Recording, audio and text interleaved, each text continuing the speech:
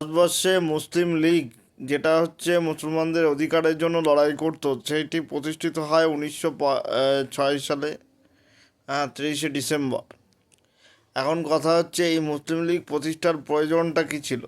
ভারতের মুসলিমরা প্রথম দিকে মনে করতেন যে মুঘল শাসনের পরবর্তীকালে যেহেতু ব্রিটিশরা ক্ষমতা দখল করেছে, তাই ব্রিটিশ শাসন হচ্ছে মুসলিমদের শত্রু, কারণ মুঘলরাই মুসলিম ছিল।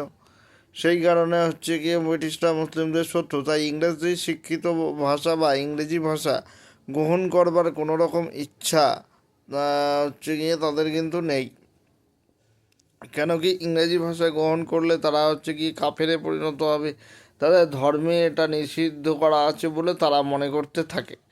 এর ফলে হিন্দুরা এগিয়ে যায় এবং তারা মধ্যবিত্ত শ্রেণী নামে পরিচিত হয়, তাদের রাজনৈতিক চেতনা বাড়ে এবং তারা বিভিন্ন সভা সমিতি প্রতিষ্ঠা করতে থাকে। যেমন যেমন হচ্ছে গিয়ে অন্যান্য সভা সমিতি, যেমন জমিদার সভা, তারপর হচ্ছে বঙ্গভাষা প্রকাশিকা সভা, জাতীয় কংগ্রেস, এগুলো প্রতিষ্ঠা করে। তার ফলে কি হয়, হিন্দুদের রাজনৈতিক চেতনা বৃদ্ধি পায় এবং রাজনৈতিক ক্ষেত্রে হিন্দুরা এগিয়ে যায়, যার ফলে প্রশাসনিক ক্ষেত্রে এবং চাকুরি ক্ষেত্রে হিন্দুদের একাধিপত্য প্রতিষ্ঠিত হওয়ার একটা সম্ভাবনা দেখা দেয়।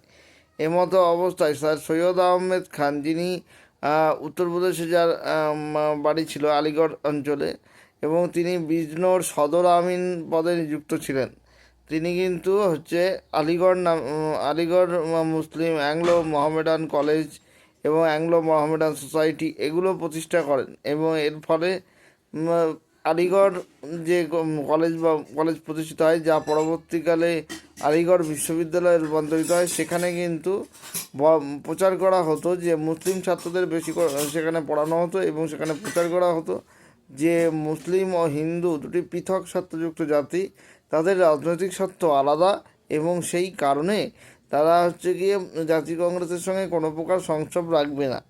এর ফলে জাতীয় কংগ্রেসেও মুসলিমদের যোগদান কমতে থাকে এবং যেহেতু হিন্দু সমাজ থেকে তারা দূরে সরে যেতে থাকে সরে যেতে থাকে, তাই তাদের নিজস্ব একটি সংগঠন তৈরির চিন্তাভাবনা কিন্তু এগিয়ে আসে।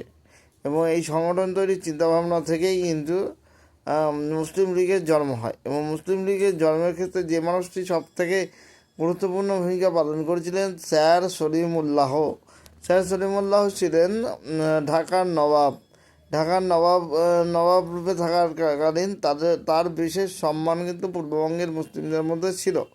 সেই জন্য তিনি সেই সম্মানের সদ্ব্যবহার করে তিনি কিন্তু হচ্ছে গিয়ে ভারতবর্ষের মাটিতে মুসলিম লীগ নামক এরকম একটি সংগঠনের প্রতিষ্ঠা করেন। প্রথম দিকে মুসলিমদের লক্ষ্য ছিল হিন্দুদের বিরোধিতা করবার নয়, মুসলিমদের যে সামাজিক উন্নতি, অর্থনৈতিক উন্নতি এবং শিক্ষাগত উন্নতি তাদের লক্ষ্য ছিল। এর সঙ্গে ইংরেজদের অনুগত থেকে তাদের কাছ থেকে কিছু সুযোগ সুবিধা আদায় করবাই তাদের লক্ষ্য ছিল। কিন্তু মুসলিম লীগের রাজনীতি দ্রুতই সাম্প্রদায়িকতার দিকে মোড় নেয়। এর ফলে মুসলিম লীগ ধীরে ধীরে সাম্প্রদায়িক হয়ে উঠতে শুরু করে। এবং মুসলিম লীগের সাম্প্রদায়িক হয়ে ওঠার প্রথম পর্ব আমরা যদি ধরি খিলাফত আন্দোলনের সময়, যদিও অসহযোগ ও খিলাফত আন্দোলনকে একত্রে গান্ধীজি পরিচালনা করতে চেয়েছিলেন, কিন্তু মুসলিমদের লক্ষ্য ছিল ভিন্ন। তারা কিন্তু খলিফার আদর্শকে বাঁচিয়ে রাখবার জন্য, খলিফা ক্ষমতাকে পুনরুদ্ধারের জন্যই তারা কিন্তু এই আন্দোলনে অংশগ্রহণ করেছিল। সুতরাং আমরা বলতে পারি যে হিন্দু মুসলিম পৃথক রাজনৈতিক স্বার্থ নিয়ে তারা কিন্তু আন্দোলনে এগিয়েছিল।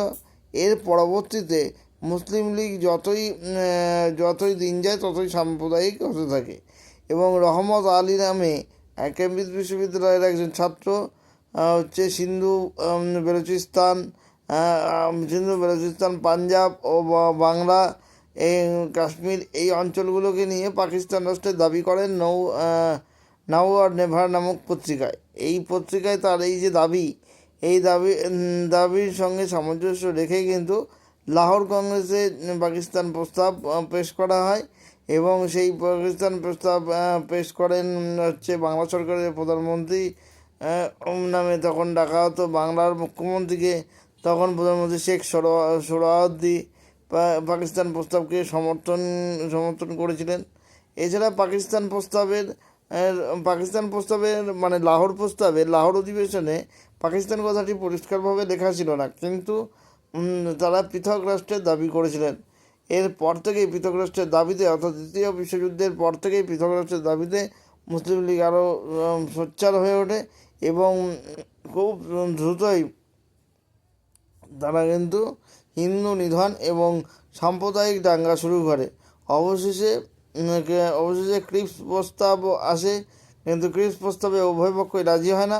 কিন্তু লর্ড মাউন্টব্যাটেন মাউন্টব্যাটেন পরিকল্পনা, যেটা তিনি 1947 সালে 3রা জুন পেশ করেছিলেন, এবং সেই মাউন্টব্যাটেন পরিকল্পনার মাধ্যমেই কিন্তু পাকিস্তান এবং ভারত দুটি রাষ্ট্রের জন্ম হয়, এবং পাকিস্তানের জন্ম হয় 14ই আগস্ট এবং ভারতের জন্ম হয় 15ই আগস্ট। এইভাবে কিন্তু ভারতের সাম্প্রদায়িক রাজনীতি বিবর্তিত হয়েছিল।